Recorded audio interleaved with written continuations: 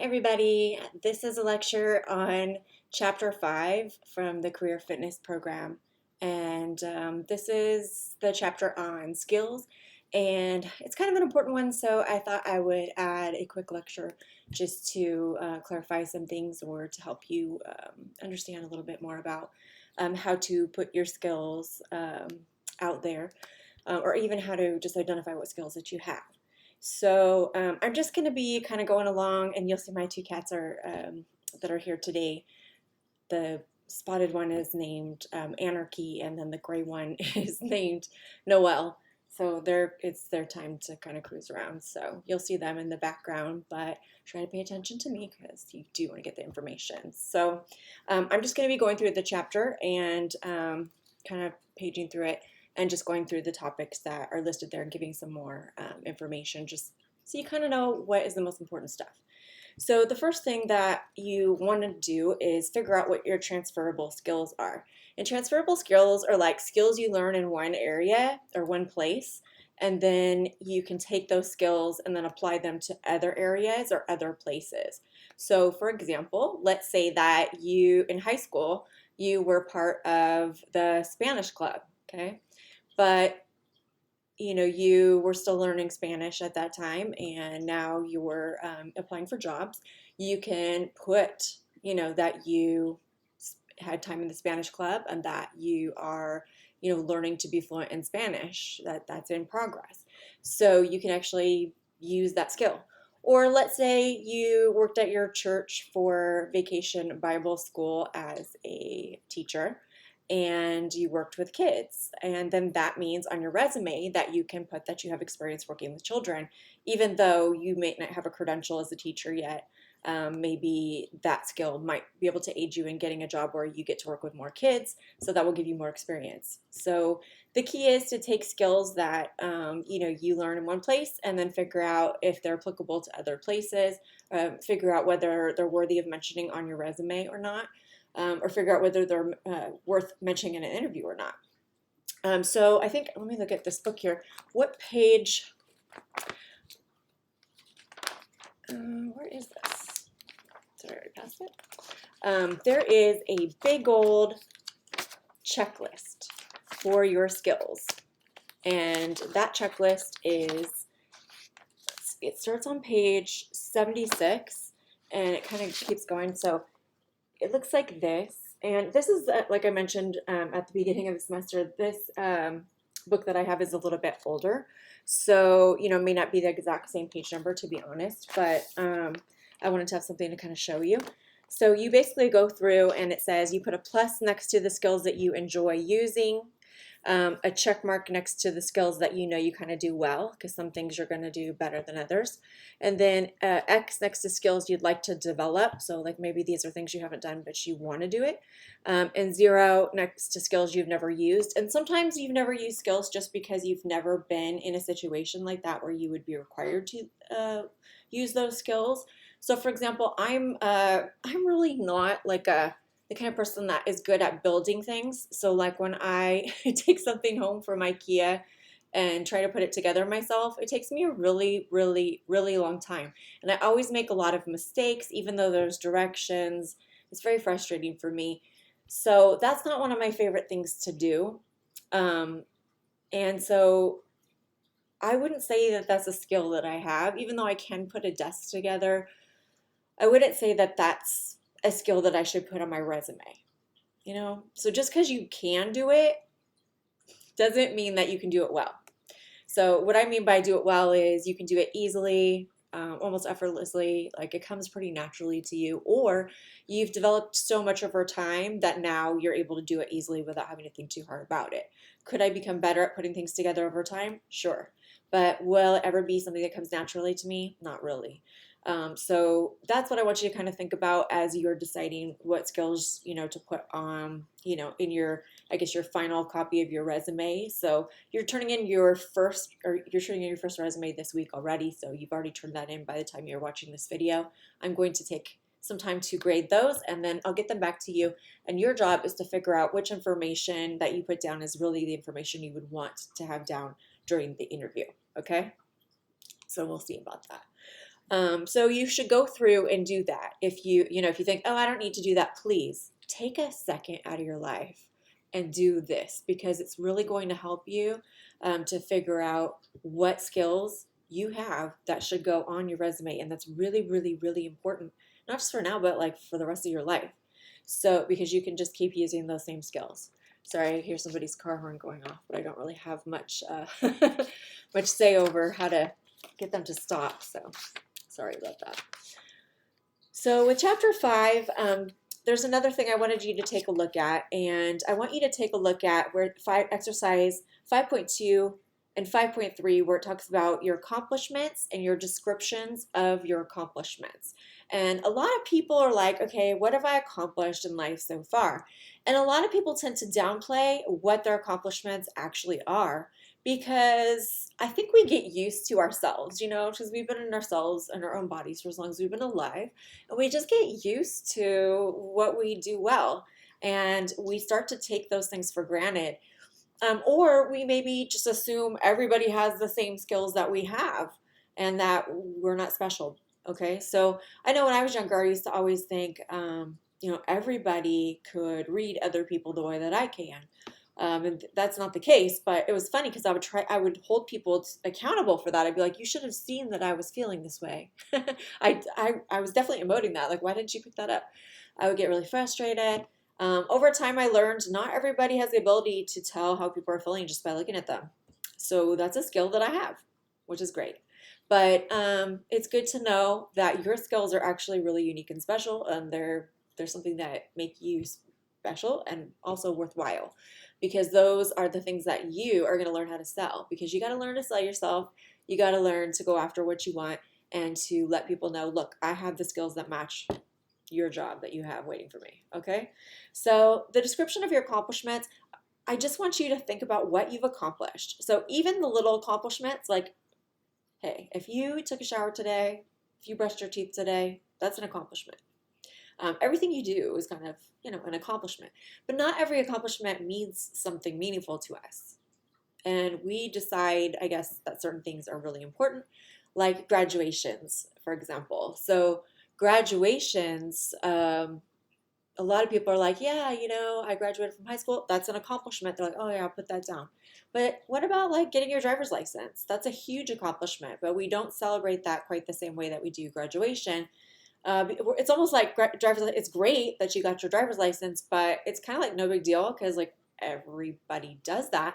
But actually, not everybody does that. And actually, it's pretty tough. And like, not everybody has the option of getting a driver's license, because some people are blind and some people have epilepsy and can't drive because they have seizures and stuff like that. So you might notice that some accomplishments that seem like everybody else is doing this thing and I'm not, that's okay too. Not everybody is supposed to have the same set of accomplishments. And if you're always comparing yourself to other people, you're always going to feel a little bit disappointed, because there's always going to be somebody that has something you don't, or has more than you do, or whatever. So the key is to figure out how to love yourself and to look at your accomplishments and actually give yourself some credit for what you've done. Like, you're awesome. You graduated from high school, or you learned to drive a car. You brushed your teeth this morning.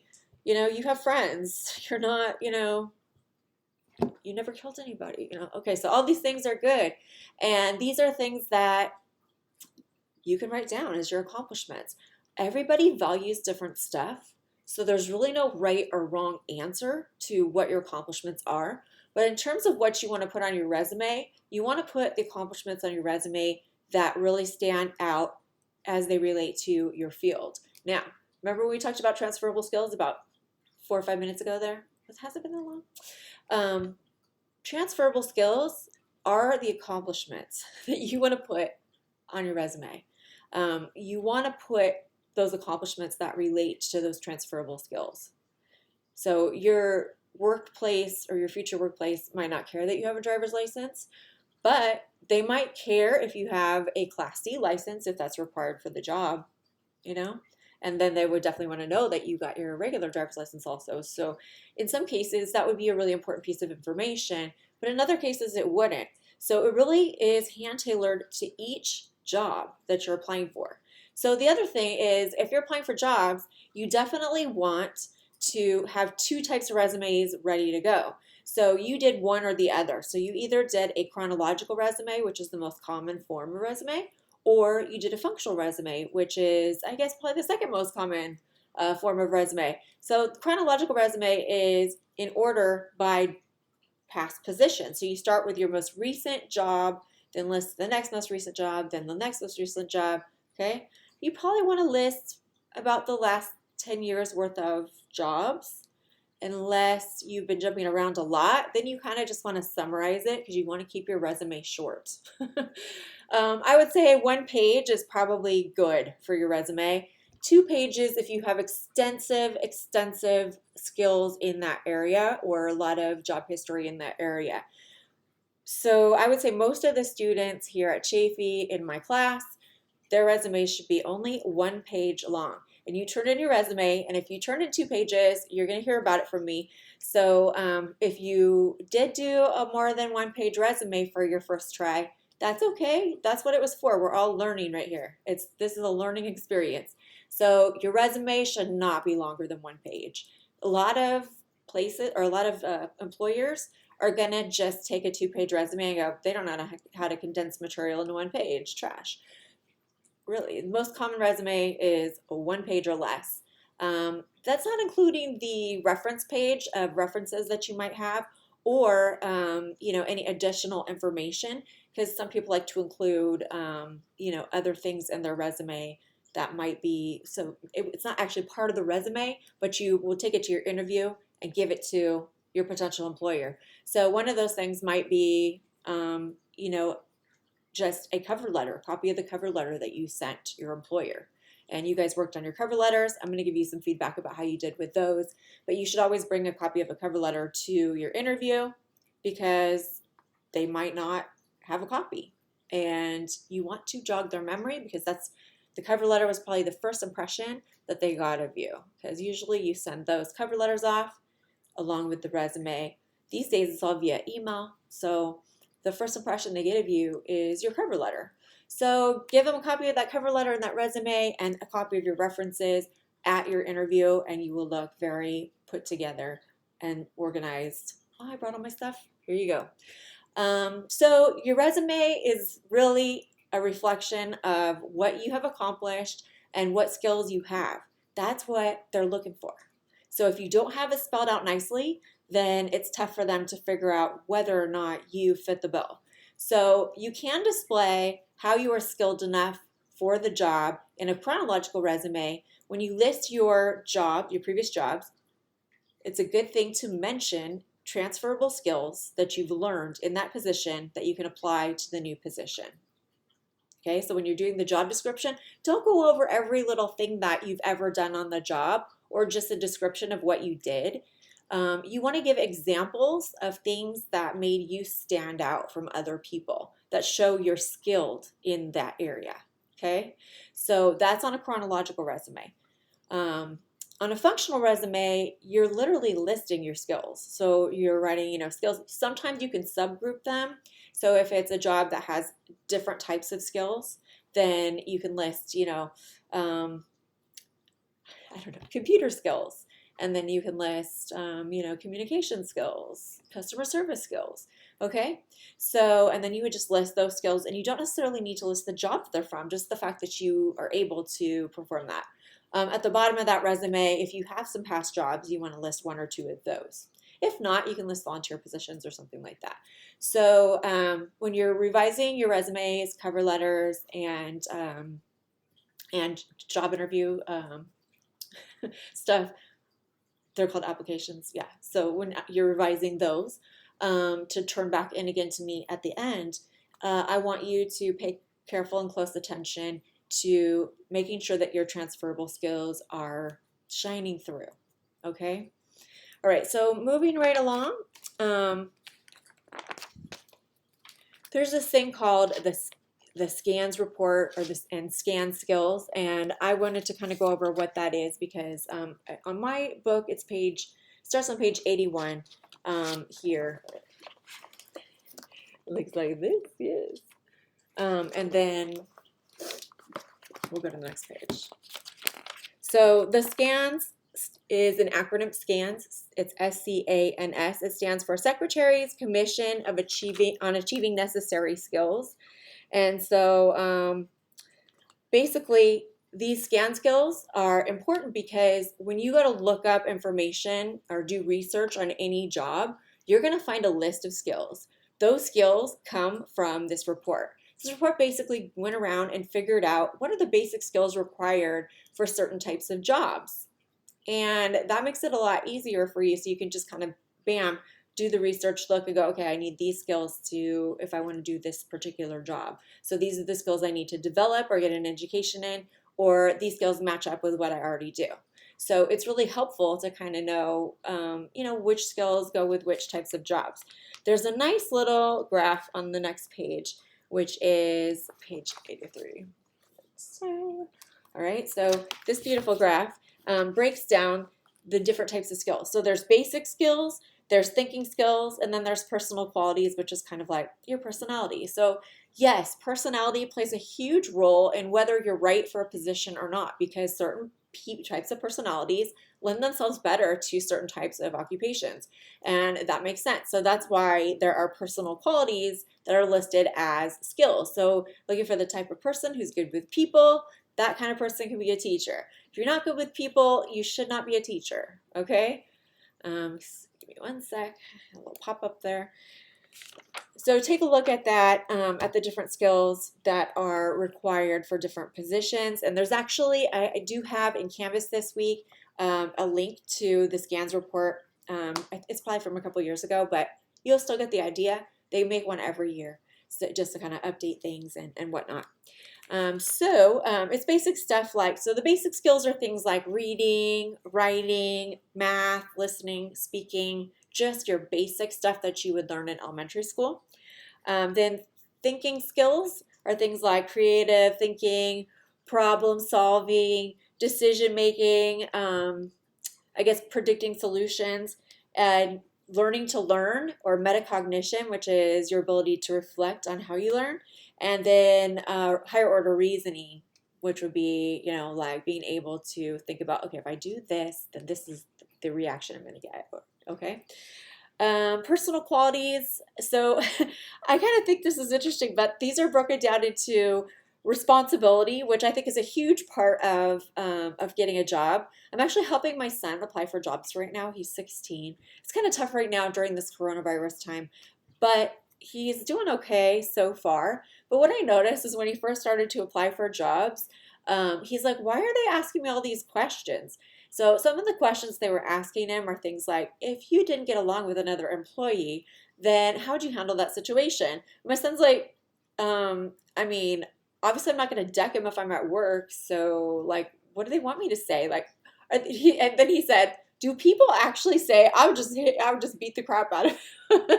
I would just tell him to leave me alone. Whatever, so my son at least understands that part of being responsible is knowing how to do the right thing, with your coworkers, and being on time, showing up, following through with your duties while you're on the job, stuff like that. Self-esteem. And honestly, most of the job interview or the job applications that my son has filled out, they've asked a lot of questions that relate to self-esteem. I've actually been really shocked because I'm sitting next to him, kind of watching him apply. I'm there if he needs any, help with anything, or if he has any questions about anything. And it's funny, one of the questions was, I generally feel like I'm a good person. It was like you rank it from 1 to 8 or 1 to 7. So 1 being no, you don't agree with the statement, 7 being you agree with it. And my son was just like, why would anybody say they didn't like themselves on a job application? It's like, I don't know, some people are really trying to be honest, and that's good. But there's certain times where you have to think about, like, okay, everybody that's applying to this job, this isn't necessarily asking you this question to really delve into your real character. They just want to know, like, do you understand that while you're at work, you're representing a company and that, you have to act a certain way and be responsible and, handle yourself a certain way in order to get the job. I mean, basically, it's just a screener to make sure that you have these basic personal qualities that are necessary for you to, I guess, not get fired or not just like not show up ever again. Because sometimes employees, you hire them and then they show up and they're like, I don't really like this job, and they just quit the job, but they don't tell anybody they're quitting, and it's so rude. So the standard is, if you're going to quit your job, that's cool, but you got to give 2 weeks notice to let the employer start looking for another candidate. Okay. And most new employers, so if someone hires you, they understand that. And if you're just like, screw my old employer, I'm just going to jump to this new position, they're going to take note of that. And you may not be able to get that job because nobody wants to hire somebody that's just going to leave them and abandon them without giving them 2 weeks, right? So 2 weeks, that's how long it takes before from the time you inform your employer that you're leaving to the time you can leave, without being a jerk, okay? So the next one is sociability, like how will you get along with other people? And let's hope you get along well with other people. If you don't, you have to learn how to fake it or pretend, or you need to work in a job where you're not going to be dealing with people. There's a lot of jobs where it's just you working by yourself, or you're working, kind of semi by yourself. And if you're the kind of person that doesn't like being around other people or dealing with others, then maybe you should be looking into those types of jobs where you don't have to deal with a bunch of customers or coworkers, and you really don't have to report to people once in a while. That's kind of ideal if you're not really a people person. Otherwise, you really got to look at this sociability stuff and make sure that when you're answering application questions, that you make sure you answer them the way that you would on the job, maybe not in your personal life. So that's kind of important to know. And that's kind of what I told my son too. I'm like, well, they're asking you like, how are you at work? And he's like, well, I've never had a job before. So for a lot of you guys, you haven't had jobs before either. So you kind of need to know that you got to think about, okay, if I was working at whatever place this is, how would I be expected to act? That's what they want you to write on the application, is what you would do if you were actually an employee there. And if you answer the wrong thing, you're not going to get hired, and you don't deserve to. If you don't know how you're supposed to act at this job, if you don't know basic social skills, then maybe you shouldn't be working in a job that is social anyway, okay? Self-management is the next one. So self-management is, basically how well do you handle your emotions, and how well do you manage your time? Okay, so they're looking for someone that can handle difficult situations that are emotional. So, like if a customer's yelling at you or something and it's really stressful, like, will you be able to handle that situation in a way that's a good representation of the company that you're representing? Not how you would. If it's your own time and someone does that, you're going to do it one way, right? But on the job, how would you handle this? And so if a customer came at you and started screaming at you, how would you handle that? You should know that answer before you go into the interview, because they're going to ask questions like that. They're going to ask questions that access these scan skills. That's why you need to look over them, because you need to kind of think about, okay, what would I do if a customer started screaming at me? Okay, so personally, if I've had that happen, I used to work at Ross Dress for Less. It was one of my first jobs. My first job was Bath and Body Works, I think, and then my second one was Ross Dress for Less. So at Ross Dress for Less, I started out working in shoes. I still have nightmares about that. And then I moved to women's, which are basically women's is like all of the store except for shoes and like housewares. So anything that's clothes and not children's clothes or men's clothes is women's. So all the juniors, all the dresses, all the activewear, everything. So I was really busy and stressed out and whatever. Then they moved me to cashier, and I started, working hard, kind of balancing both my work and running the cashier, and it was really stressful. And it was the holidays, and we were really slammed, and I was working the register, and I hadn't been out on the floor all day to put stuff away, and I could see it was a mess, but literally could not leave my post. And some guy was screaming at me while I was checking him out because he had waited in line so long, and because the store was such a mess and all of this stuff. And I basically just said, I'm really sorry, sir. Sorry you had a bad experience. Would you like me to call up my manager and have her, talk to you about your experience? Maybe you can give her some feedback. And the guy was like, I don't have time to talk to your manager because I've already been here for this many hours. And he was really raising his voice, and you were moving so slow. And he started attacking me personally. So I actually went ahead and called my manager up, because we do have a little button that's sort of like a emergency customer freaking out button, just kind of an emergency button that calls the manager immediately. And I went ahead and you can do that without even having to do it in front of a customer. So that was kind of nice. So I was able to call the manager. Had I not been able to press a secret button, I probably would have grabbed the phone and called my manager up to the front of the store right in front of the guy while he was yelling at me, because I think that would still be an appropriate response to someone screaming at you. So anyway, I continued to check out his stuff. He continued to scream. One of the other customers started yelling at him, and then they started getting into it. So it was like this really huge confrontation. And I was just like, I don't know what to do. I don't know how to handle this situation. So I'm calling my manager. My manager arrived rather quickly, and she was able to calm the guy down. And I learned something by watching her calm him down. She basically came to the front and said, "Excuse me, sir, I'm the manager. I'm here to talk to you about your experience." And he kind of like was still kind of yelling, and then he turned around and she addressed him, and she said, "Why don't we step over here for a moment while she finishes checking your stuff?" So I kept continuing to check his stuff. They went off to the side. I could hear them talking. Everybody could kind of hear them talking. But she said, "What's the problem?" And he started screaming at her about everything that was wrong with the store.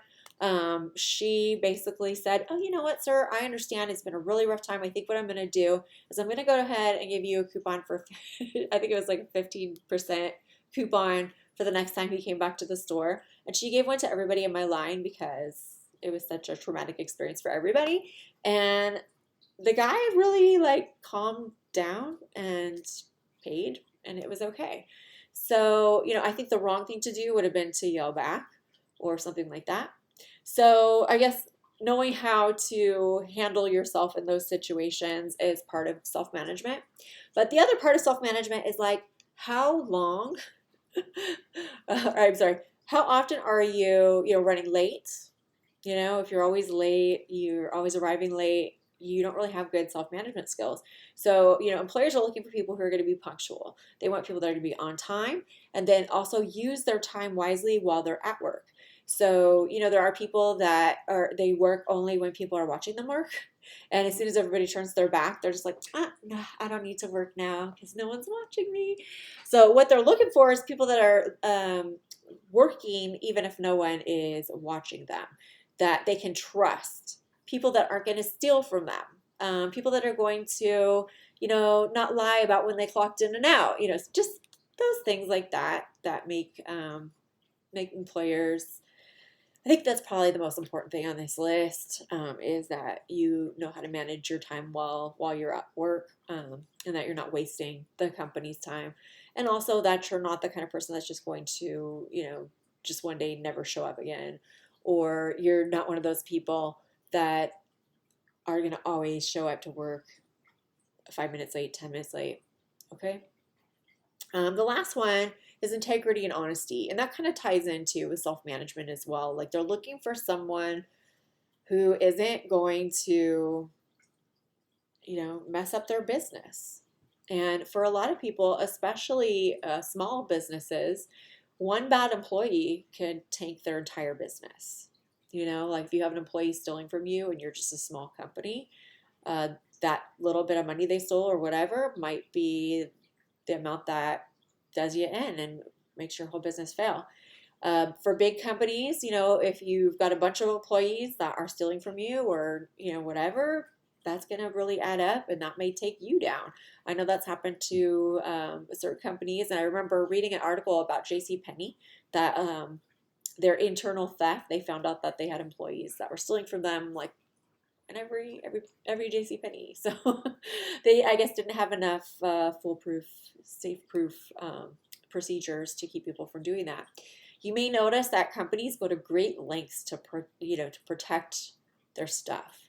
I've heard of like one of my friends used to work at Macy's, and you're not allowed to carry a like regular purse into work. You have to carry a clear purse. And I think it was like that when I worked at Ross too. And what would happen is at the end of the night, whoever was the manager would look through everybody's clear bag to see if they had any merchandise from the store in the bag. And it really prevented you from being able to steal, because they literally are looking and making sure you don't have anything on you. It was crazy. Like they'd be patting you down, like, oh, do you have something on you? Like people literally would stick clothes into their clothes to steal them as employees. So they're looking for people who are honest, who are going to not steal and who are going to protect the company's inventory as well. So we're looking for honesty and integrity in employees as well. So those are those big skills that you want to make sure that you convey in your resume. So the more of these that you can kind of convey, and I think the first set, the basic skills, if you have a basic education, so if you've graduated from high school, they expect that you probably have most of these skills. The reading, writing, arithmetic, listening, speaking. If you have a college degree, then that's even, yeah, they've got that. For the thinking skills, the creative thinking, decision making, problem solving, etc., that's something that I think it can either be demonstrated by how you've done in other jobs or other positions, or I guess a degree. So if you had a degree in something, that degree would show that you've obtained certain skills. So for example, I have a degree in clinical psychology. So if I applied for jobs, what they're looking for is, okay, do I have the skills necessary to perform the job? I've got the PhD in clinical psychology, so obviously all the things that make up a psychologist, they know I've got that stuff, I've learned it.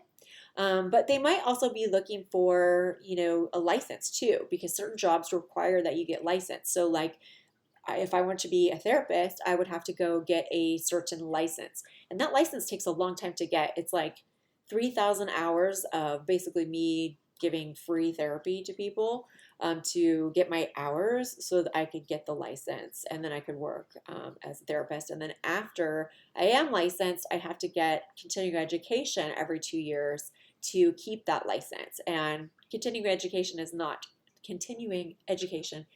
cheap.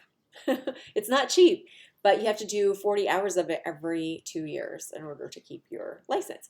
And there's a lot of licenses out there for different stuff. So like if you wanted to go and become a hairdresser, you would need a cosmetologist license. And you would also have needed to go to beauty school in order to get that license. So you would put those two things on your resume to show that you had those skills. So those are going to vary a little bit depending on what job you're applying for, and how you show them will depend on what's required for the position, and also what is favorable or what people would like to see in that position. And usually when they're in job descriptions, they'll actually talk about what the ideal candidate would have. Our ideal candidate would have this license and have this many years of experience and this much work. So, okay. The last one, the personal qualities, is kind of up to you to convey in your resume, but that's kind of what the interview is for. Beyond just answering those questions about responsibility or conveying that you're a responsible person, and that you're decent at self-management, organization, and stuff like that. There's really nothing that's going to convince somebody or an employer that you're right for the job better than an in-person interview where they can see you and hear you actually answer questions in real life. It's very different than reading over someone's resume. But the resume is really important because it kind of gets your foot in the door, because you're not going to get that interview at every job unless you have a good resume that stands out enough for people to go, let me take a look at this person. Some jobs require no resume at all, and you just have to fill out an application. Like most of the stuff my son's doing, he doesn't even have a resume yet. He's only 16, so he probably doesn't need one. He's applying to stuff like Del Taco, Subway, Ralph's grocery store, just stuff that like 16-year-olds would do.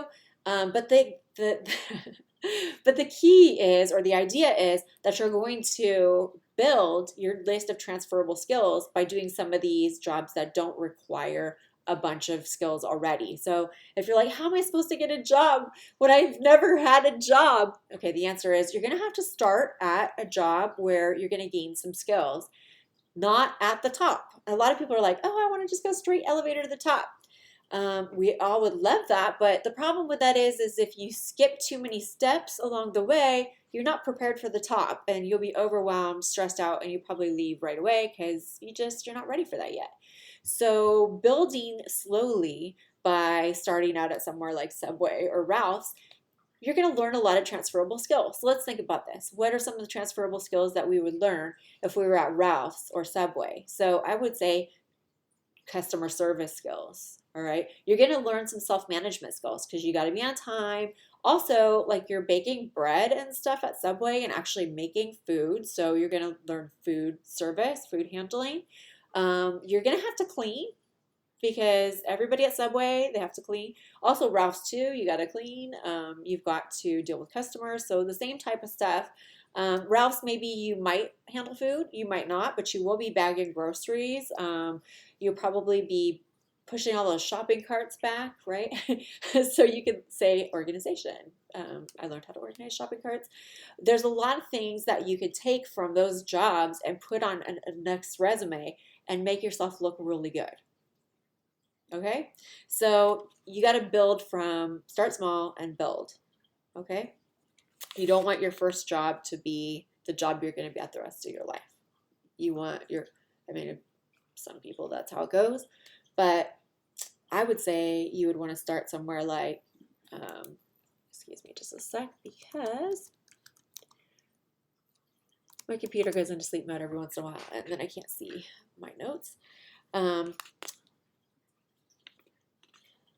Anyways, I think I'm going to just move on to the next thing because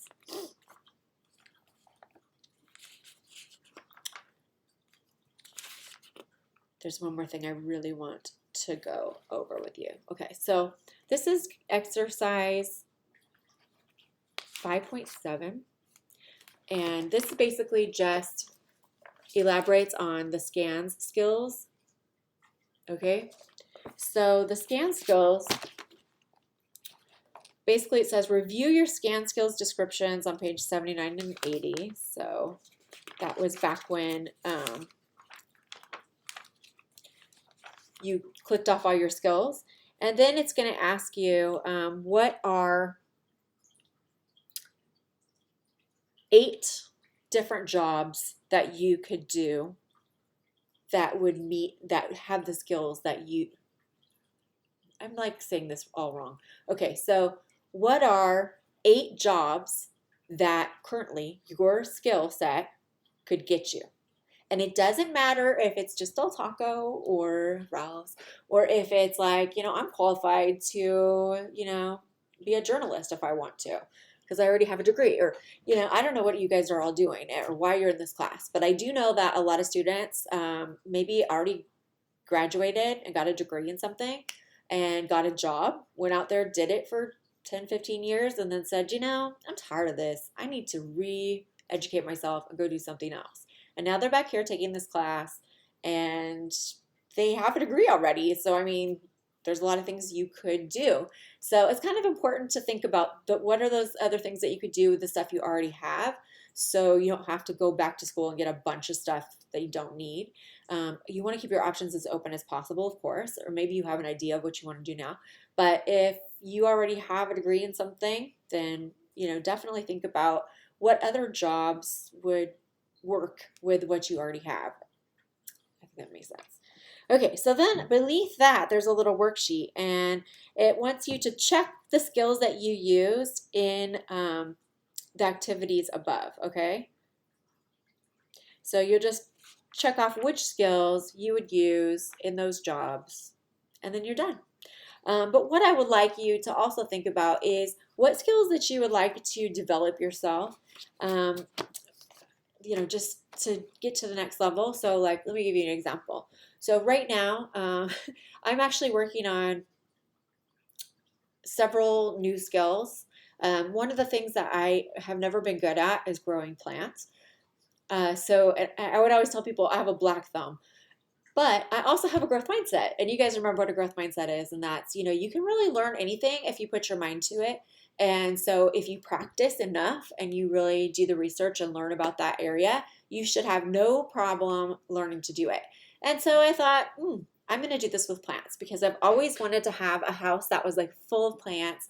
And I don't have the room for like tons of plants in here, but I do have some on my balcony, and I have one plant in here. I don't know if I can tilt my computer over there so you can see it. See, there he is. There he is. He's a little rough, but I'm just doing my best to keep him healthy and the plants outside healthy. But I did do some reading and I practiced, and I've kept this particular tree alive for 2 years so far, which is pretty good. I did kill a couple of plants this year, but it was all part of the learning process, I think. I think I'm finally starting to get the hang of it. I had no idea that different plants need different levels of sunlight. That was something that was new to me. I just kind of was like, it's a house plant. Just throw some water in there once in a while and you're good. My problem was I was probably overwatering my plants, and I learned that not all plants need to be watered every day. In fact, many of them just once a week. That's it. So I guess what the bottom line is that you can learn to do new things, but you do have to put in the time to learn those things. And you got to look at your schedule. You got to look at what else you're doing. Do you have time to really put in the effort that you need to achieve that thing that you want to get to? So we can develop skills. Another skill that I've developed over time is video editing. I'm not the best video editor in the world. I'm definitely still like at an amateur level, but I went from knowing zero about how to edit videos to being pretty decent at editing videos. So I kind of feel like it's just a practice thing. Like the more videos that I made, the more comfortable I felt. And then I started graduating to the next level of software and the next level of software. I started out with iMovie, and now I use Premiere Pro. So, and those are, if you're into film editing, Premiere Pro is kind of a professional level program, and iMovie is kind of like just for, for everyday people who don't edit videos. It's still a little harder, I think, than just, using one of those ones on your phone, because you could really make special effects and stuff. But yeah, so want you to think about what are some things that you want to develop that will help you get the job of your dreams, whatever that might be, or whatever it is that you enjoy doing. Okay, so that's my lecture on chapter 5. I hope you enjoyed it. Of course, if you have any questions, you can always text me, and I'm always available. And if I screwed anything up, I'm sorry. Please let me know if I did, so that way I can fix it for next time. Okay, bye.